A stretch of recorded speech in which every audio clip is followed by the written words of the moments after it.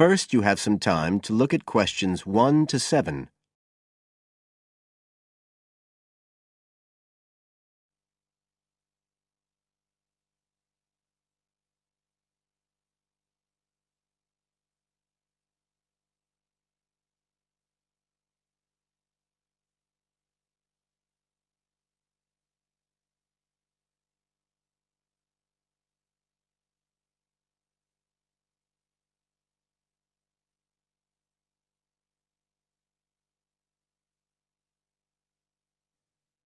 Listen carefully and answer questions 1 to 7. I'm interested in doing some work for the library. Are you the person to speak to? Yes. Right. Well, what sort of work are you interested in? Well, I've just come to live here in Australia. I don't want a full-time job until my children have settled down, but I really need to get out of the house a bit.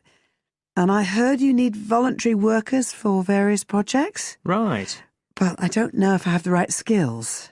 Well, we do provide training. Oh! We always include an orientation to the library, together with emergency procedures.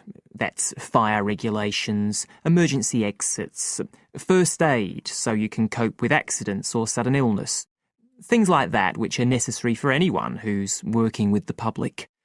Then we give specialist training for particular projects, like using our database system. I do have quite good computer skills, in fact. Oh, great. Is there any sort of dress requirement? Well, all staff have to wear a name badge, so they can be identified if they go outside the staff-only areas. But apart from that, there aren't many regulations. We ask you to sign in and sign out for insurance purposes, but that's all. How about transport? Do you live locally? Well, not too far away. I'm at Porpoise Beach. My husband needs a car during the day, but it's only about 20 minutes on the bus. In fact, we can reimburse part of your travel expenses in that case. Oh! Would that be the same if I came by car?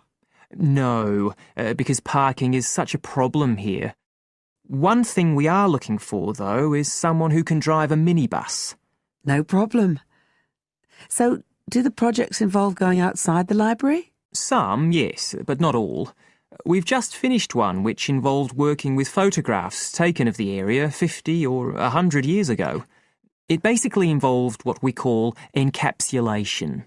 Putting them in some sort of covers to keep them safe? Exactly. It's time-consuming work, and we were very grateful to have help with it.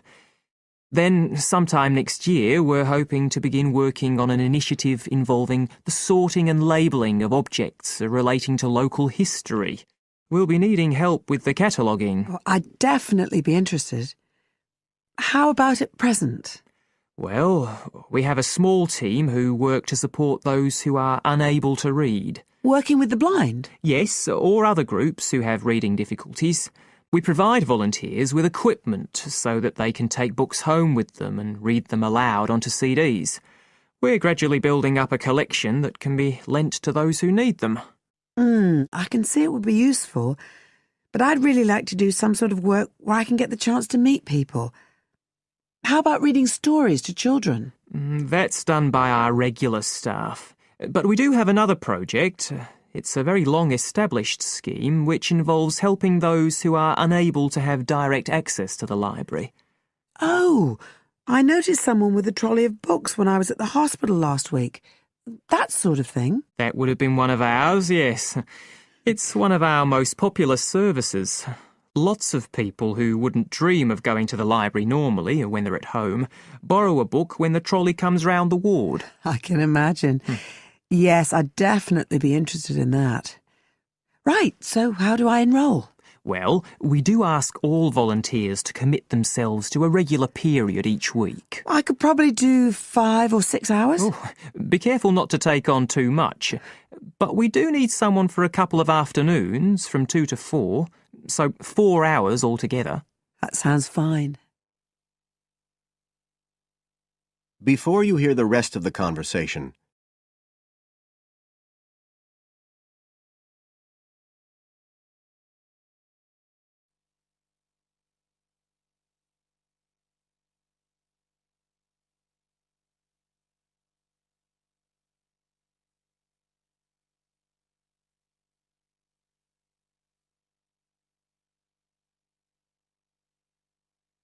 Now listen and answer questions 8 to 10.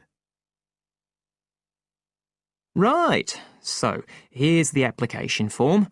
It asks the usual questions, name and address and telephone number. You also need to fill in details of who we should get in touch with in case of any accident or problem like that. We do need to have that filled in.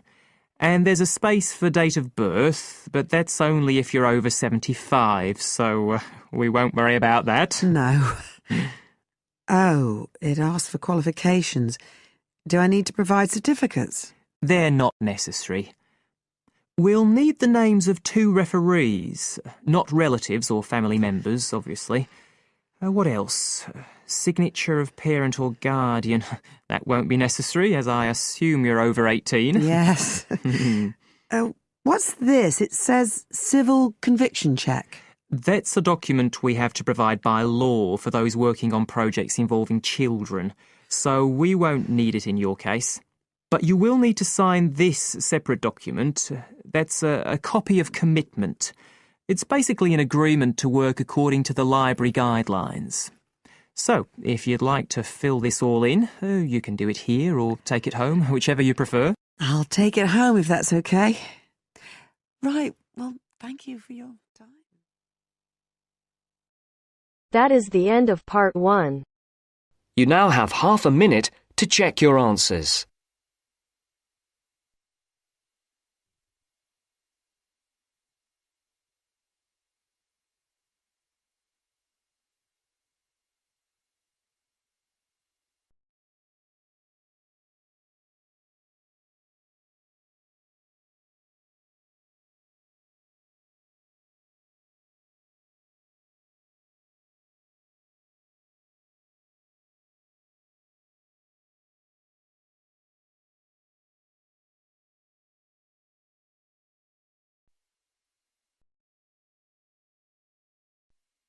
Now turns to part 2.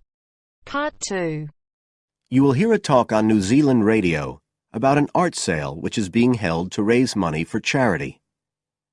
First, you have some time to look at questions 11 to 13.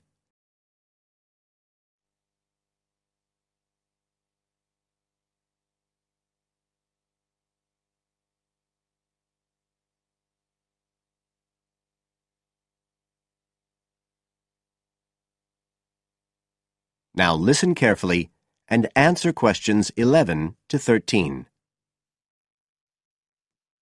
One of the most anticipated art events in Christchurch is the charity art sale organised this year by Neil Curtis. Neil, tell us all about it. Well, Diane, this looks like being the biggest art sale yet. And the best thing about it is that the money raised will all go to charity. So what you probably want to know first is where it is. Well, the pictures will be on view all this week, most of them at the Star Gallery in the shopping mall. But we have so many pictures this year that we're also showing some in the cafe next door. So do drop in and see them any day between 9 and 5. Now, if you're interested in buying rather than just looking, and we hope a lot of you will be, the actual sale will take place on Thursday evening, with sales starting at 7:30. Refreshments will be available before the sale, starting at 6:30. We've got about 50 works by local artists showing a huge range of styles and media, and in a minute I'll tell you about some of them. You're probably also interested in what's going to happen to your money once you've handed it over. Well, all proceeds will go to support children who are disabled, both here in New Zealand and also in other countries. So you can find an original painting, support local talent, and help these children all at the same time. Before you hear the rest of the talk, you have some time to look at questions 14 to 20.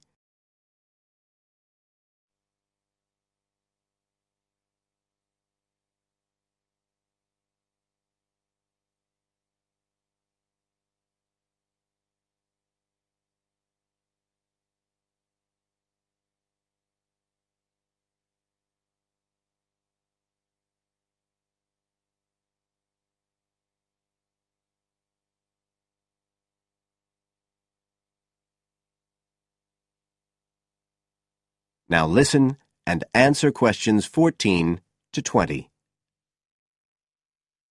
Now, let me tell you a bit about some of the artists who have kindly agreed to donate their pictures to the charity art sale. One of them is Don Studley, who has a special interest in the art sale because his 5-year-old daughter was born with a serious back problem. After an operation earlier this year, she's now doing fine, but Don says he wants to offer something to help other less fortunate children. Don is totally self-taught and says he's passionate about painting.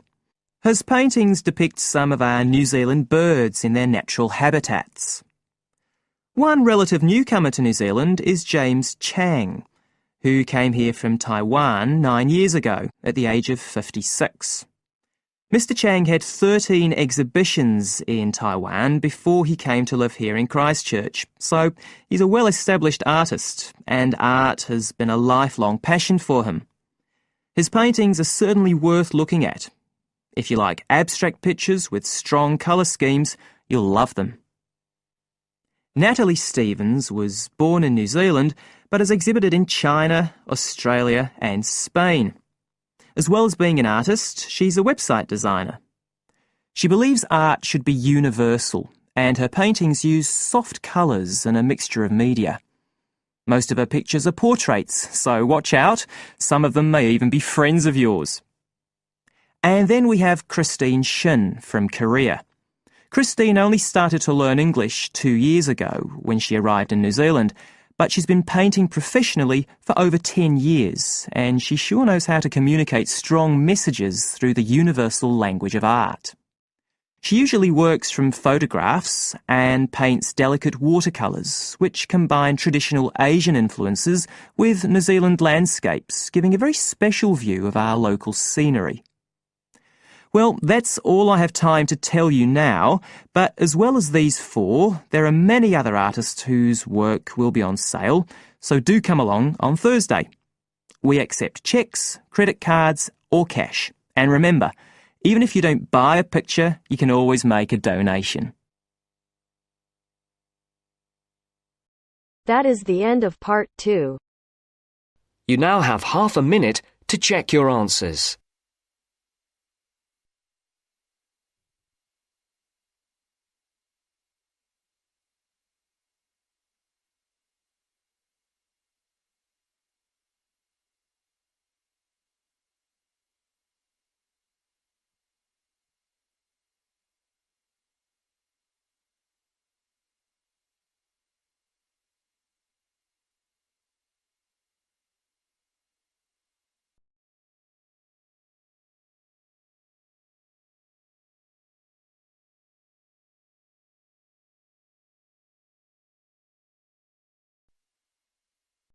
Now turns to part 3.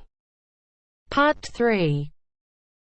You will hear a discussion between a student, Aldo, and his supervisor, Dr. Hurst, about his research assignment.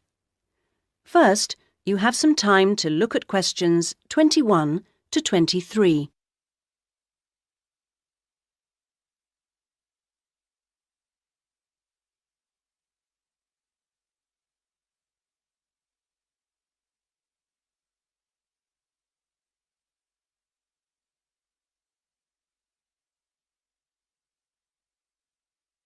Now listen to the first part of the conversation and answer questions 21 to 23. So, Aldo, how's it going so far with your assignment? Not too bad. You're looking at the community round here. That's right. How people perceive the community they are in. Have you made much progress? I conducted quite a lot of interviews on the street with local residents. Their responses are interesting. I haven't got quite as many yet as I'd like. I had wondered if I'd have language problems, particularly with the different accents. I seem to have managed, though. Having to work in the open has made it harder, and with the cold weather there's been recently, people don't necessarily want to stop and talk like they do if it's nice and sunny. That's something I've had to deal with. Of course, some people are too busy to stop and talk, but that's okay. I see. So, have you formed a good overall picture of how people view the community? To an extent. I've certainly talked to plenty of older people. I guess they may have more time to talk. I still don't really have enough young mothers, though. I've managed to get enough older mothers and children through the schools. That's something I had been worried about. Well, that shouldn't be too hard. Now, how are you going to deal with all the data you've collected? That's the difficult part. I guess I need to run some analyses, but I'm rather unclear about what methods to use. You've told me you're confident about using computers, so you just need some input on choosing programs. You should attend a statistics seminar. They're held every Friday after the methodology seminars in room 105. That should help you to select an approach. Oh, good. I'll do that. Now you have some time to look at questions 24 to 30.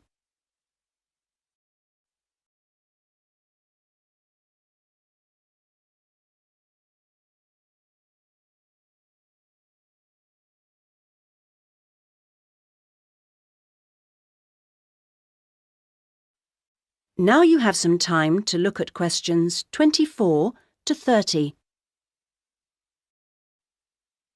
Meanwhile, let's hear something about what you've learned. Yes, I talked to a number of residents. Good. I imagine they didn't always have the same opinions. Views were certainly quite mixed. Take sports facilities. In general, people seemed to think they weren't very good. There's no swimming pool in the area, for example. But at the same time, there's a new football training area. It looks very smart to me, but it doesn't seem to get used very much. People seem to prefer sitting around in the parks. They enjoy that, taking picnics and so on. Although they want the council to be more efficient at cleaning, there's a lot of litter. People are obviously very concerned about their children's learning.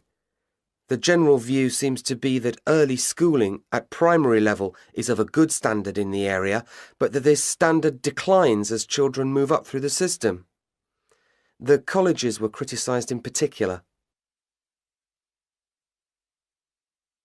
OK, now are you going to collect any more data? Some, I hope. There's a local festival next week, and I think the events there will give me some useful opportunities. I talked to a council officer about it all. Good. What does it involve? First, there's a dance show, which I'm sure I'll enjoy. The council explained that the concert hall's being renovated and won't be ready in time, so it's being held in the main square, which I think will be better anyway. At least I'll have more space to wander around in. True. And so I hope to be able to carefully watch the age groups that are there in the audience and make notes about how they interact. So that's one event. Then the following day there's another interesting event which I look forward to going along to, and that's a cookery competition. Oh yes, interesting. I think so. Yes, that one's being organised in the town hall, which has a big space apparently. With food and cooking from all the different people in the area, the council officer told me that it'll be a good chance to find out about the different cultures that make up the community. Sounds promising. Then there's one more event I'd like to go along to. The council officer promised me that the courses fair will be interesting. It's going to be in the Langtree Theatre, and the officer said lots of teachers will be there. I've already talked to plenty of them, but he advised me to put some questions to the head of education, who will also be there. That's all very useful. OK, I suggest you come back next week. That is the end of part 3. You now have half a minute to check your answers.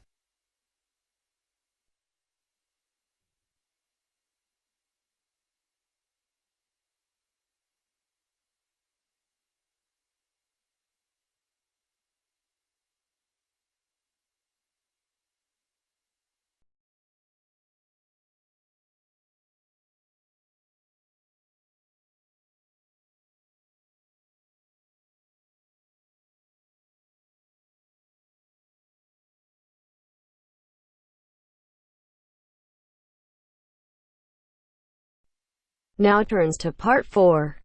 Part 4. You will hear part of a careers advice talk on working freelance. First, you have some time to look at questions 31 to 40.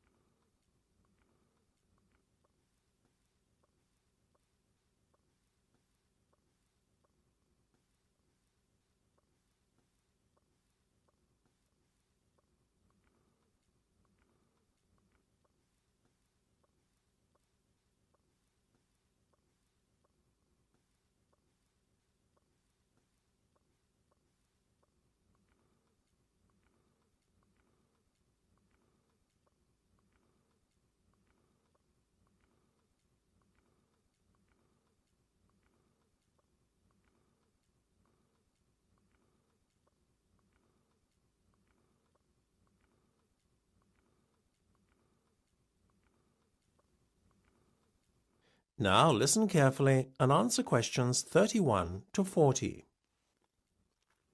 Working for an employer in a 9-to-5 job has long been the accepted norm. However, this could soon be set to change.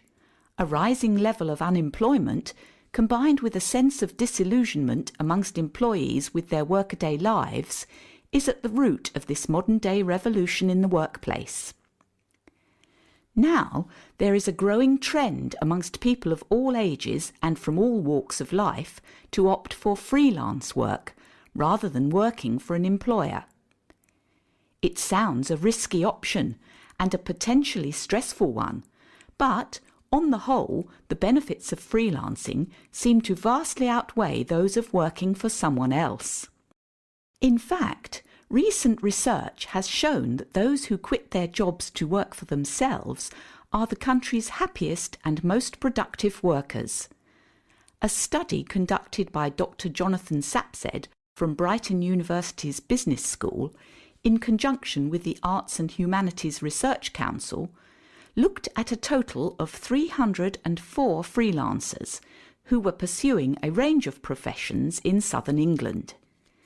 They found that, far from struggling to get by, many were not only doing well, but excelling in their new professions.